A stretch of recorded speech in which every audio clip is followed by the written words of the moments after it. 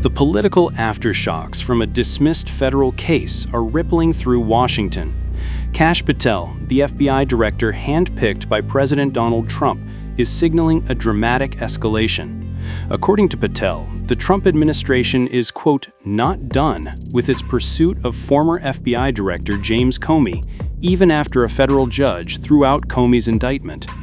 In a long-form interview with Epoch Times senior editor Jan Yakilik, Kash Patel addressed everything from China and fentanyl to counter-espionage. But it was the question on Comey that landed like an electric charge. Patel says the court's dismissal of the case means nothing to their strategy, insisting the FBI and DOJ still hold numerous options to move forward with the Comey case. A short, sharp warning from Patel: we are not done. He promises more action ahead, telling supporters to stay tuned after Thanksgiving, hinting that multiple moves are coming. Trump fired Comey in 2017, and ever since, the former FBI chief has remained a defining antagonist in the Trump universe, accused of lies, cover-ups, and political sabotage. Last week, U.S. District Judge Cameron McGowan Curry dismissed the Comey indictment after discovering that Lindsay Halligan, the interim U.S. attorney who signed Comey's charging documents, had been appointed just 48 hours earlier, with no prosecutorial experience. Because her appointment was invalid, the judge ruled her actions, including Comey's indictment, were legally void. Comey reacted swiftly in a video statement, saying his indictment was based on malevolence and incompetence. I'm grateful that the court ended the case against me, which was a prosecution based on malevolence and incompetence, and a reflection of what the Department of Justice has become under Donald Trump, which is heartbreaking. But I was also inspired by the example of the career people who refused to be part of this travesty. It cost some of them their jobs, which is painful, but it preserved their integrity, which is beyond price. And I know they will serve again. I was very lucky that some of the best lawyers in America stepped forward to represent me. I hope they serve as an example to more and more lawyers, especially at some of the big firms, to participate in protecting our liberty, protecting the rule of law. And my family and friends were always with me, and luckily for me, include some of those great lawyers. This case mattered to me personally, obviously, but it matters most because a message has to be sent that the President of the United States cannot use the Department of Justice to target his political enemies. I don't care what your politics are, you have to see that as fundamentally un-American and a threat to the rule of law that keeps all of us free.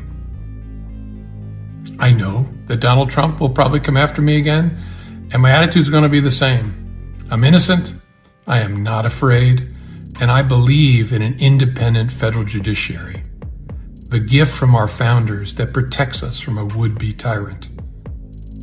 When I was a kid, my parents would wake us up for school every morning by snapping open the shades and saying, "Time to rise and shine and show the world what you're made of." Well, it's that time, America. It's time to stand up and show the fools who would frighten us, who would divide us, that we're made of stronger stuff, that we believe in the rule of law, that we believe in the importance of doing things by the law. So stand tall, shine, and keep the faith. But the Trump administration is not backing down. Instead, as Kash Patel says, they are ramping up. The FBI chief's remarks track closely with Trump's own demands.